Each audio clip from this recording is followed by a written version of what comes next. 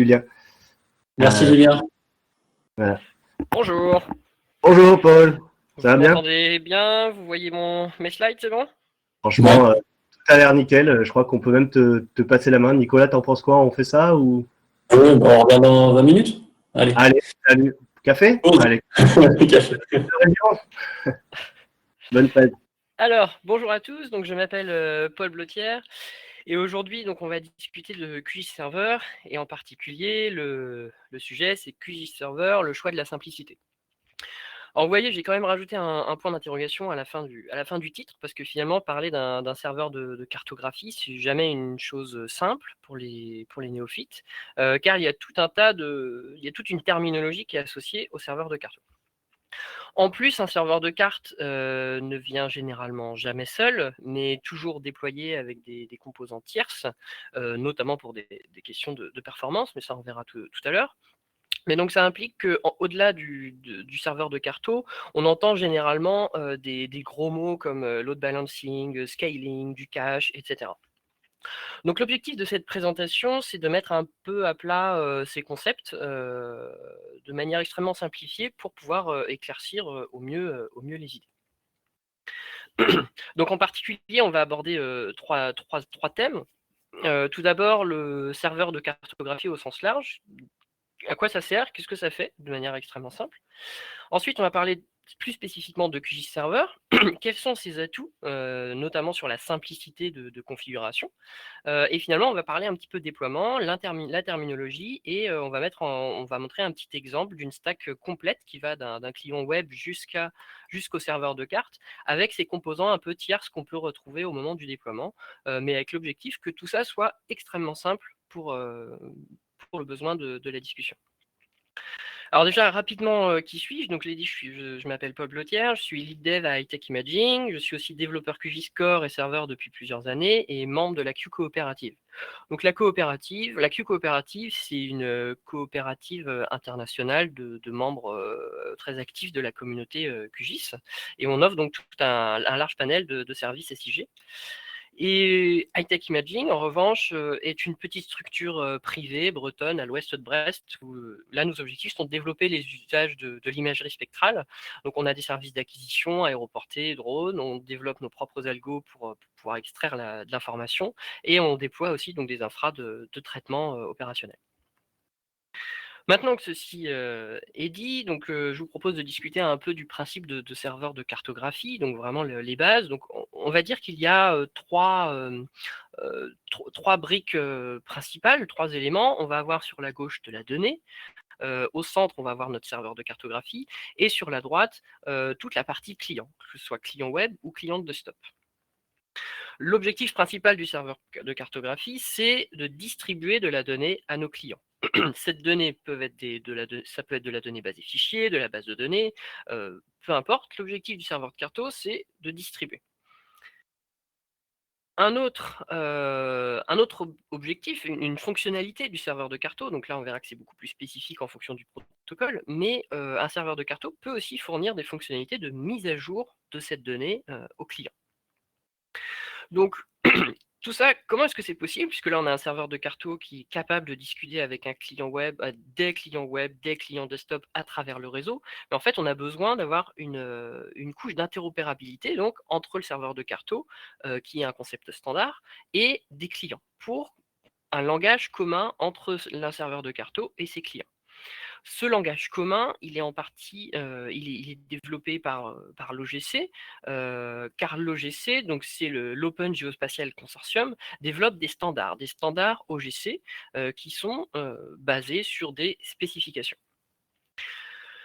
Si on veut simplifier donc ce principe de standard, on peut dire qu'il y a deux grosses familles de standards. Il y a les standards qui retournent une image, donc du type PNG, JPEG, etc. Donc là, cette image peut être une composition de données raster ou de données vectorielles, peu importe, mais ça retourne une image qui va être directement affichée côté client. C'est le cas, par exemple, des protocoles comme WMS ou WMTS. Ensuite, il y a au contraire une deuxième grande famille qui est une famille qui retourne du texte. C'est-à-dire que le serveur de Carto ne va pas nous renvoyer une image, mais nous renvoyer du texte au format par exemple du GeoJSON, du JML ou autre. Et en fait, derrière, le client, à partir de ce texte-là, donc c'est des informations géographiques, il peut en faire ce qu'il veut. Là, en exemple de standard, il y a le WFS ou Logic API Features, qui est aussi connu comme le WFS3. Là, en dessous, j'ai mis un petit exemple très simple de ces deux grandes familles. Donc, j'ai utilisé le plugin GeoBretagne. Et donc, j'ai tout d'abord un fond de carte, des orthophotos en fond, où là, je récupère une image auprès du serveur de carte. Donc là, je vais avoir un flux WMS. Et au contraire, je récupère aussi les départements au format multipolygone, au format texte, donc via le protocole WFS, auprès du serveur de carte. Dans le cas donc de département, je récupère donc de l'information textuelle. Donc finalement, c'est QGIS Desktop qui va réaliser le rendu. Donc là, je peux le configurer pour qu'il m'affiche mes traits, mes lignes en rouge avec une certaine épaisseur, etc. Bref, une configuration classique de couche vectorielle. Mais donc, on a vraiment deux grandes familles de standards. QGIS Server, dans tout ça, qu'est-ce que c'est? Eh bien, QGIS Server est un serveur de cartographie.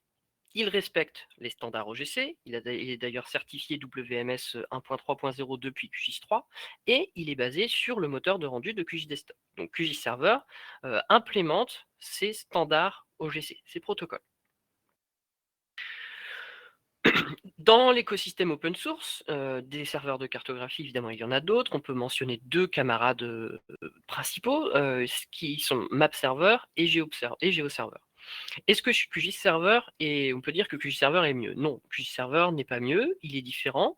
Par exemple, d'un point de vue purement performance, je pense qu'on peut dire que MapServer est plus performant que QGIS Server. Par contre, est-ce que QGIS Server est plus simple que ces deux camarades-là?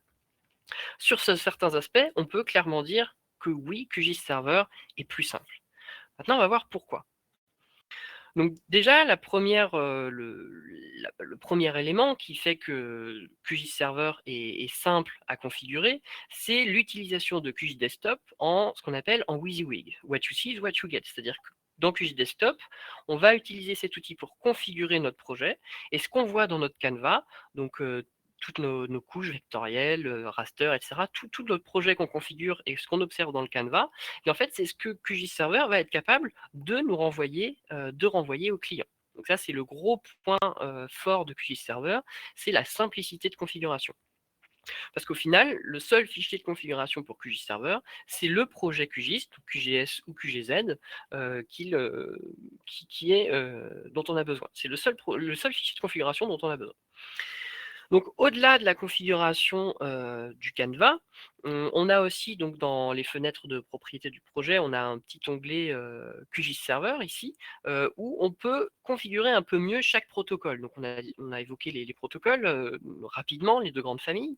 Et donc, du coup, on peut apporter des restrictions spécifiques sur les flux. Par exemple, est-ce que je veux exclure quelques couches? Est-ce que je veux mettre des restrictions sur le type de CRS, etc.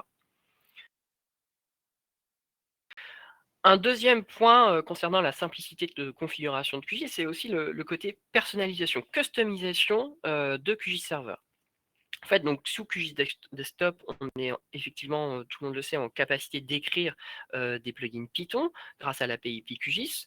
Mais en fait, on peut faire la même chose avec QGIS Server. On peut écrire nos propres plugins QGIS Server pour customiser le comportement. On a aussi donc des listes de plugins de QGIS Server qui sont disponibles sur le dépôt officiel.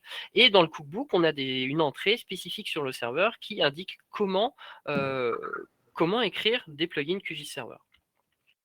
Je vais prendre un exemple simple concernant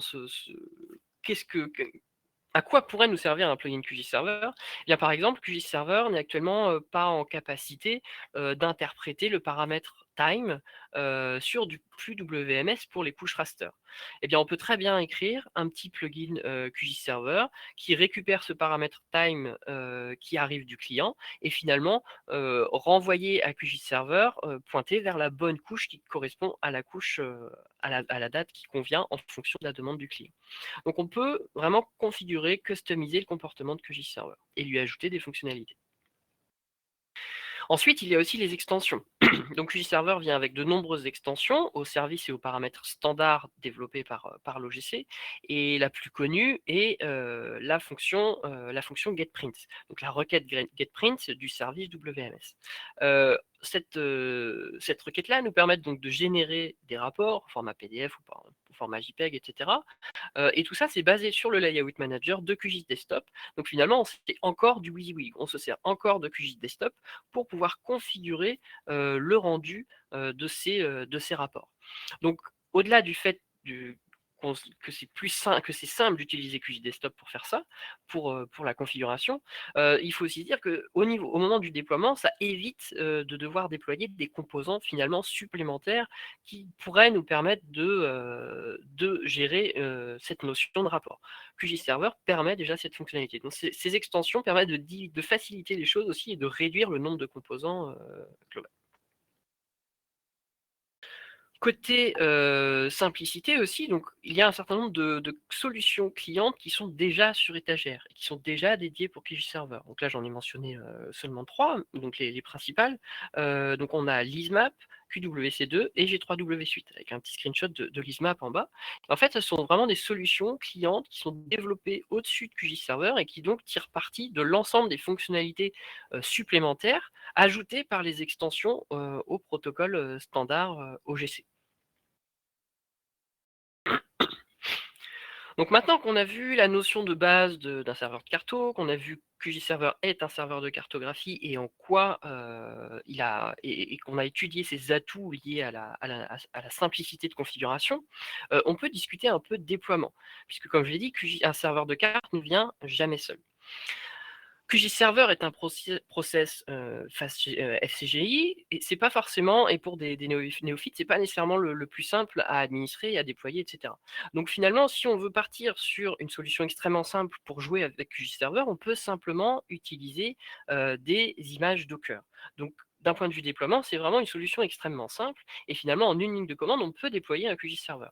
Donc il y a énormément d'images Docker pour QGIS Server qui sont en ligne, qui sont disponibles en ligne. Là, j'ai utilisé une de OpenQuake et on voit que je prends la LTR. Voilà, et avec une simple commande du type docker run -p et je lance ici, je récupère le QGIS Server, la version LTR, je me retrouve avec un QGIS Server qui tourne et qui est accessible via le port 90 de ma boucle locale. Donc là, on voit que finalement, si on veut déployer un QGIS Server de manière extrêmement simple, ça se fait sans avoir des connaissances en admin extrêmement pointues. Ensuite, on entend aussi donc souvent la notion d'orchestration quand on parle de déploiement. Donc l'orchestration, donc ça vient à partir du moment où on a des applications multi-conteneurs, on a des multi-hôtes, plusieurs autres, donc des clusters. Mais à partir du moment où on a ce genre de besoin, on a besoin d'une maintenance, on a besoin d'outils pour gérer la maintenance, pour passer à l'échelle, etc. Des outils de ce type-là, pour le faire de l'orchestration, il y a Swarm, il y a Kubernetes, il y en a d'autres. Nous, pour des raisons extrêmement simples, on peut utiliser, vu que c'est notre objectif, c'est une stack simple, on peut utiliser Docker Compose. Alors c'est pas vraiment de l'orchestration, on va dire que c'est plutôt de la composition presque, puisque c'est quand même plus dédié au simple, etc. Mais en tout cas, pour de l'application multi-conteneur, pour une stack simple, Docker Compose suffit largement aux besoins. Ensuite, on entend aussi au moment du déploiement de l'équilibrage de charge. Donc en fait, la logique, elle est simple, c'est que si on a énormément de clients, il va falloir multiplier les serveurs, tout simplement pour réduire le temps d'attente, pour avoir une meilleure réactivité. C'est ce qu'on appelle du scaling. Quand on augmente le nombre de serveurs, c'est du scaling, du passage à l'échelle. Par contre, la question à partir du moment où on ajoute, où on a plusieurs serveurs de cartes, comment distribuer les requêtes aux serveurs qui sont finalement inoccupés? Bien là, dans ce cas-là, on utilise ce qu'on appelle un load balancer. Donc le load balancer va être chargé de distribuer les requêtes arrivant du client au serveur de carte qui est actuellement inoccupé. Pour ça, une solution extrêmement simple, c'est pas la seule encore une fois, mais une solution simple, c'est d'utiliser Nginx qui va finalement se trouver au milieu entre les clients et les serveurs. Une fois de plus, il y a des images Docker de disponibles, donc le déploiement se fait extrêmement simplement. D'un point de vue déploiement, toujours de côté serveur de cartes, on entend la notion de cache. Finalement, l'objectif du cache, c'est de ne pas activer le moteur de rendu plusieurs fois pour faire la même chose. Évidemment, pour des raisons de performance. Typiquement, dans le cas du WMS, on va sauvegarder une image sur le disque qui vient du serveur de cartes. Et si le client nous demande la même image, donc la même emprise, les mêmes couches, bah, je ne vais pas aller déranger mon serveur de cartes, je vais juste lire l'image qui est sur le disque et la renvoyer à mon client. Une solution extrêmement simple pour réaliser ce genre de choses, c'est la solution MapProxy. Encore une fois, il y en a d'autres, mais c'est une solution qui est simple, qui fonctionne extrêmement bien et qui est aussi disponible via des images Docker. Donc au niveau du déploiement, c'est facile. Donc si on veut résumer cette stack de déploiement, on va dire qu'on peut mettre en place, donc on a une composition de conteneurs avec Docker Compose. On va avoir un client qui va discuter avec MapProxy, qui va être chargé du cache. MapProxy va, si jamais l'image n'est pas en cache, demander à envoyer une requête vers Nginx, le load balancer, qui lui va envoyer la requête qui vient du client vers une instance de QGIS Server qui est actuellement inoccupée. Donc là, on voit qu'on a les notions de cache, de load balancing et de scaling avec N instances de QGIS Server, plusieurs instances de QGIS Server. Donc là, j'ai préparé un petit projet tout simple qui s'appelle QGIS Server Stack. Donc c'est une sorte de bac à sable de test justement de cette stack complète pour donner quelques billes pour pouvoir jouer avec. Et dans ce cas-là, j'ai utilisé la solution MViewer en client web, qui est aussi un client web extrêmement simple et développé par GeoBretagne. Est-ce que la configuration est insurmontable finalement? Bien non, le fichier Docker Compose fait à peu près 30 lignes, donc pour la composition, le cache fait à peu près 30 lignes de configuration aussi. Pour le Nginx, le load balancer, on est à 15 lignes, et MViewer, pour le client web, on est à 20 lignes. Donc on est à peu près à 100 lignes de configuration, de lignes dans des fichiers de configuration. C'est tout. Et en une seule ligne de commande, via la commande Docker Compose, on peut mettre en place toute cette stack-là. Donc vraiment une stack extrêmement complète, mais de manière extrêmement simple. On voit ici d'ailleurs la notion de scaling avec le nombre d'instances de QGIS Server qu'on veut lancer, donc ici 2. À partir du moment où c'est effectivement lancé, comment est-ce qu'on observe les choses, nous, sur notre poste client? Donc le scaling s'observe simplement par le fait qu'on a mis un scaling à 2, on va avoir 2 instances de QGIS Server, donc 2 conteneurs qui vont être en train de tourner. Et le cache, où est-ce qu'on le voit en fait? Donc là, c'est pareil, c'est une solution simple, on pourrait très bien mettre ça dans un volume Docker ou autre. Là, c'est stocké sur le disque. Donc finalement, dans le répertoire MapProxy, on a un sous-répertoire cache data, et ensuite on a un sous-répertoire par couche. Là, on a un répertoire countries pour la couche countries qui est requêtée avec de l'EPSG 3857. Et dans ce répertoire-là, on va avoir en fait toutes les tuiles au format image qui sont sauvegardées ici. Donc en conclusion, finalement, on se rend compte que, certes, la terminologie est touffue, il y a beaucoup de concepts, mais les concepts sont quand même assez palpables, et assez simples à comprendre. QGIS Server, son gros atout, c'est clairement la simplicité de configuration, et on voit aussi que finalement déployer une stack complète, de QGIS Server, c'est quelque chose qui est assez simple. Maintenant, il faut quand même relativiser. Là, ça reste un bac à sable. C'est pour jouer. Ça peut répondre à des besoins extrêmement simples, etc. Mais par contre, en production, il faut quand même se dire que c'est pas si simple. Déjà, il y a énormément de problèmes qui peuvent arriver en cours de route, notamment des problèmes de performance. Si le projet est extrêmement complexe, on va avoir, donc quand je dis complexe, donc énormément de couches, par exemple, on risque d'avoir des problèmes de perf quand on fait des requêtes get capabilities ou autres. Voilà, ça c'est déjà un premier problème. Et ensuite, à partir du moment où on a beaucoup de clients, ou alors si jamais les projets sont complexes, on a besoin d'avoir pas mal d'instances de QGIS Server, bref, à partir du moment où on travaille sur des clusters, on a besoin d'utiliser des technos comme Kubernetes, que j'ai mentionné tout à l'heure, qui sont des technos assez complexes à maîtriser et à prendre en main. Donc effectivement, avoir une stack simple, ça se fait plutôt bien. Par contre, il faut vraiment se dire qu'en production, à partir du moment où il y a nécessairement plein de problèmes qui arrivent supplémentaires, et ça peut apporter une complexité beaucoup plus importante. Voilà, j'en ai terminé. Donc vraiment, l'objectif de cette présentation, c'était de mettre un peu les choses à plat d'un point de vue terminologique, d'un point de vue concept, et puis voir en quoi QGIS Server finalement est assez simple à mettre en place. J'espère que j'ai tenu cet objectif. Et je vous remercie et j'attends vos questions si vous en avez. Eh bien, merci beaucoup, Paul, de cette présentation que... Ah tiens, j'ai pas ta presse, donc et je peux pas partager mon écran. Bah, j'ai bien fait, c'est dommage. Du coup, il n'y a pas eu énormément de questions. Est-ce que tu peux du coup repartager? Moi, je peux pas partager mon écran, donc a priori. Tu veux que je quitte le partage, c'est ça? Bah, ouais, je voulais. Ouais. Moi, j'ai pas le droit. C'est plus cher. J'ai pas dû payer assez mon adhésion à l'OSGeo France. Quelle transition. Non, du coup, bon, en tout cas, ouais, je veux bien que tu repartages, du coup, s'il te plaît, pour redonner ton fond de présentation, parce que ça, c'est la précédente, comme j'avais pas la tienne avant. Voilà. Et du coup, bon, il n'y a pas eu énormément de questions. Il y a même eu des gens qui te disent que c'est très clair. Il y a des retours aussi très positifs sur QGIS Server, dont même certains avec un autre client qui s'appelle VMAP, qui est développé par la société VRMS, il me semble. Enfin, quand il y a un V devant, globalement, c'est eux. Il y a aussi des gens qui ont testé avec 15 Tera d'images type Pléiade et a priori sans cache, eh ben, ça passe, comme on dit. Après, voilà. Et il y a quand même une question de Sylvain. Est-ce qu'il y a un benchmark des performances cache entre les différents systèmes de cache? Est-ce que c'est disponible ou est-ce que c'est toujours très compliqué les benchmarks? Oui, effectivement. Donc déjà, les benchmarks, c'est toujours un sujet compliqué puisque voilà, ça dépend d'énormément de paramètres et chacun a son petit truc en disant ah ouais mais attention là je peux le customiser et donc ça fait que je gagne un peu de perf là-dessus, etc., etc. Donc c'est toujours des sujets pas forcément simples.